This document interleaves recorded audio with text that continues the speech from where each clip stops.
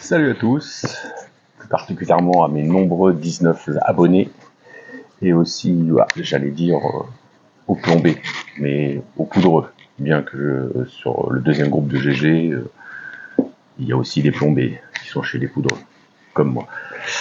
Donc, avant d'aller faire un petit peu de détente au stand de tir, j'ai sorti mon ISS C Spa Tactical en 22 LR, que j'ai quelque peu modifié. Alors, en substance, j'ai mis une crosse Fab Défense, une GLR 16, parce que la crosse d'origine, elle avait beaucoup de jeux, ça me gênait. Donc, je l'ai changé. J'ai un petit grip dans la même couleur qui vient de chez AliExpress, hein, ça vaut que dalle, quoi. 1-2 euros peut-être. Une lunette Hawk en 3,950. J'aime bien les lunettes Hawk, j'en ai pas mal sur pas mal de mes armes.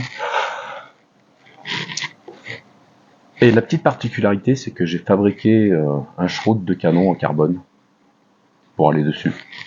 Parce qu'en fait, j'avais le réducteur de son en carbone et j'avais vu il y a à peu près 2 ans une vidéo de JP où il montait un shroud comme ça qu'il avait acheté sur un site d'enchères que tout le monde connaît et que je n'aimerais pas.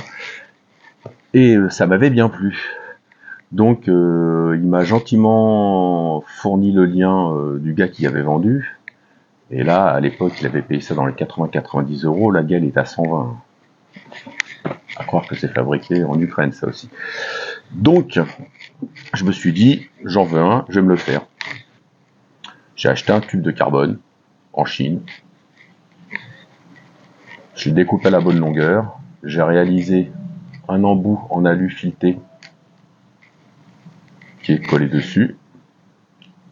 Et on m'a fait un embout à l'imprimante 3D en fil de carbone pour l'arrière parce que je voulais pas que ce soit monté en fixe sur l'alu pour pas marquer le canon. Donc en fait ça sert à rien sauf à l'esthétique, hein. Ça fait un canon plus gros, moi ça me plaisait. Donc je l'ai réalisé. Si je retrouve les photos de la fabrication, je les joindrai à la vidéo, mais c'est pas sûr.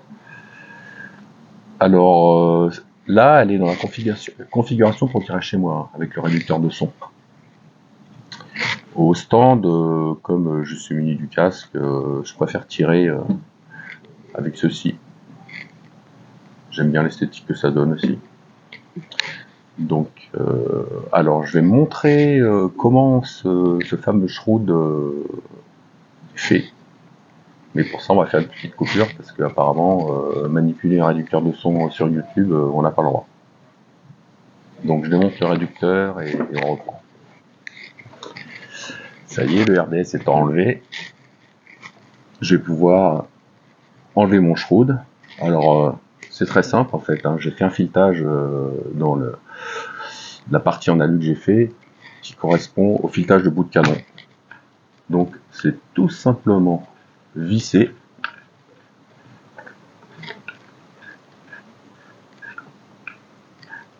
C'est tout con à faire, hein. Ça m'a pris 1 heure ou 2. C'est bon, c'était l'attente que le tube de carbone arrive de Chine. Donc là c'est dévissé.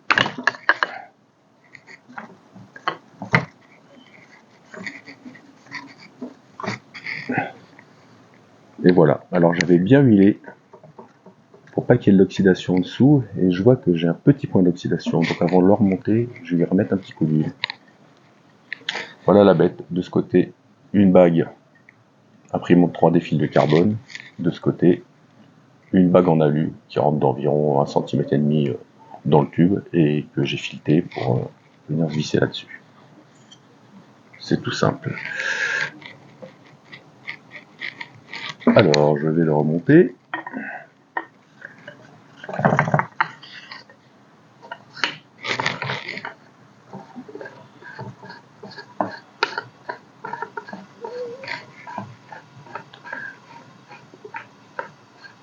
Ça gêne absolument pas le tir, ça n'atténue rien, hein, c'est purement esthétique.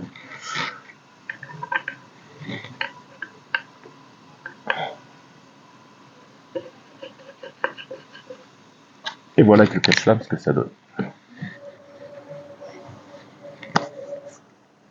Donc et ben maintenant je vais préparer mon sac pour aller au stand de tir. Puis j'essaierai, s'il n'y a pas trop de monde, de faire quelques vidéos de tir sur place.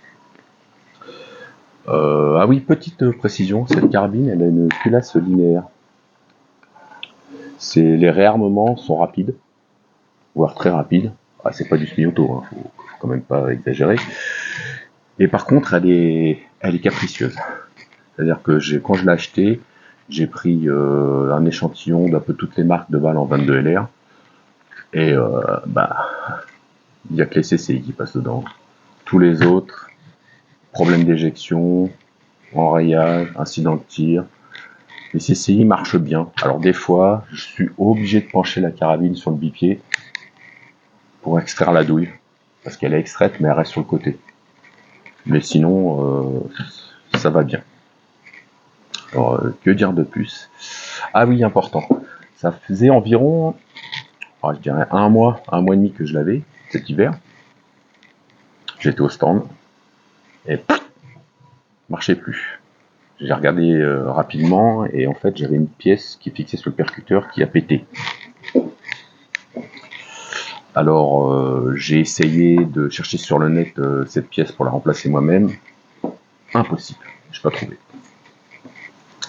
Alors je me suis dit bon tant pis, je vais la faire réparer. Alors dans mon centre de tir, il y a une armurerie, ils m'ont dit direct tu l'as pas acheté chez nous, va voir ailleurs. J'ai fait un petit peu toutes les armureries sur le 77, 91 et même 94, un peu autour de chez moi. Et ils me disaient tous non, soit non c'est fragile, on veut pas le faire. En fait c'était le politiquement correct pour me dire qu'ils voulaient pas parce que je l'avais pas acheté chez eux. Soit ils me disaient non, ça vient pas de chez nous, on le fait pas. Et à force de chercher, à 45 minutes de chez moi, j'ai trouvé une armurerie, et lui je vais le nommer, parce que c'est le seul. Le seul qui a bien voulu faire ça, c'est l'armurerie de Longueville, dans le 77. Je lui ai appelé, il m'a dit pas de problème, amenez-moi votre arme. J'étais là-bas direct, le gars super sympa, je lui ai laissé, et je m'attendais à ce que ça soit quand même un peu cher la réparation. Et il s'est débrouillé pour faire passer en garantie, parce que c'est une panne qui est connue. C'est une casse qui est connue sur ces modèles-là. Et en fait, il y a une sorte de retour d'usine. Ils ont fait un percuteur plus solide, articulé différemment. Et donc, il a réussi à me le faire passer en garantie. Je lui ai payé que la main d'œuvre, dans les 70-80 € si je me rappelle. Ça a été réglé en une quinzaine de jours ou 3 semaines. En fait, il a mis la plus grande attente, c'était pour attendre que les caisses arrivent. Et donc, franchement, si j'ai encore des réparations à faire, j'irai chez lui. Hein. Je regarderai pas tous les oiseaux autour là qui sont pas aimables et puis qui veulent pas bosser. Donc voilà, c'est tout pour la partie statique, et puis je vais aller essayer de faire quelques tirs, enfin je vais même aller faire quelques tirs. Le stand ouvre dans 1 heure, donc le temps de manger, et on se retrouve au stand. Tout à l'heure. Alors, me voilà arrivé au stand. Il n'y a personne. Personne aujourd'hui. Alors, la carabine, je la transforme dans une transporte, dans une mallette Nuprol. Et ce que j'ai fait en fait, c'est que j'ai acheté plusieurs mousses. Et selon les armes que je prends, je change la mousse. Où j'ai découpé la forme de l'arme. Comme ça, bah, plutôt que d'acheter je sais pas combien de mallettes hors de prix, là, j'en ai une bien. Et je change les mousses selon l'arme que je transporte. Il y a, on en trouve facile, hein, on trouve de la mousse en Chine, là, elle se découpe. Les autres sont même mieux, ça c'est la mousse d'origine. Elle était un peu galère et c'est pas super propre. Les autres c'est des cubes prédécoupés et ça le fait vraiment. Bon bah, place au tir. Alors, le chargeur est approvisionné. Voilà. J'ai enlevé les bonnettes. La sécute est enlevée. Il n'y a plus qu'à. Ça doit bien faire bien 2-3 mois que je n'ai pas sorti celle-là. On va voir ce que ça donne.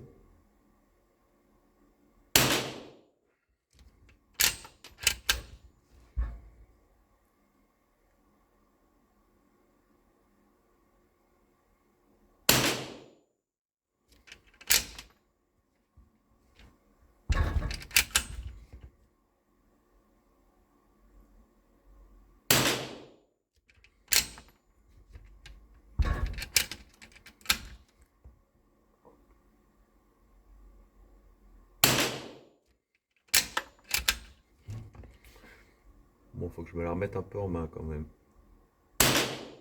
Oh, alors celle-là, elle est très belle.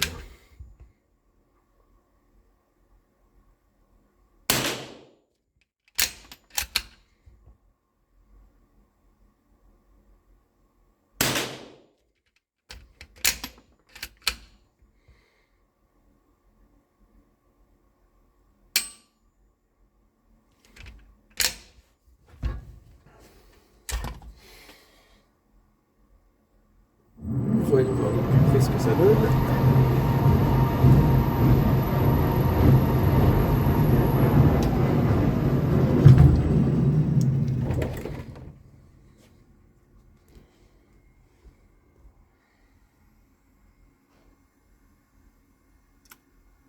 Trop mal.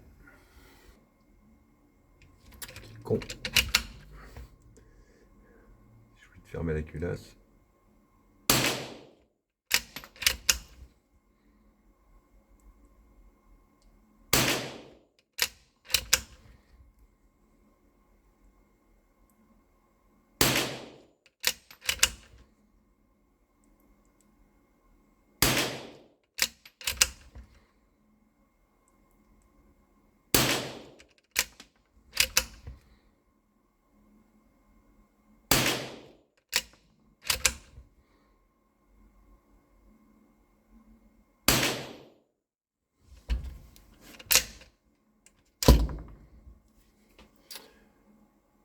Allez, on fait revenir.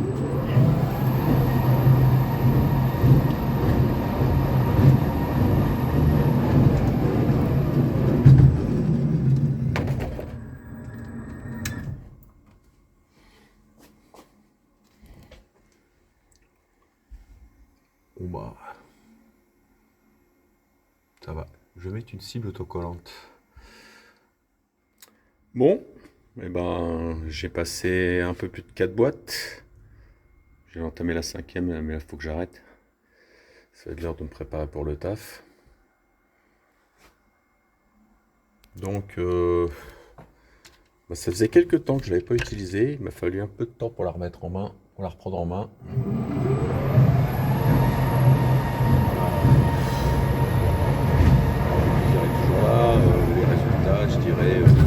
Il y a des bons et puis il y a des mauvais. Hein. Pas super réguliers. Bon, les derniers sont pas trop mal. J'en ai fait les plus pourris. C'est ma deuxième cible. Allez, et ben ça sera tout pour aujourd'hui.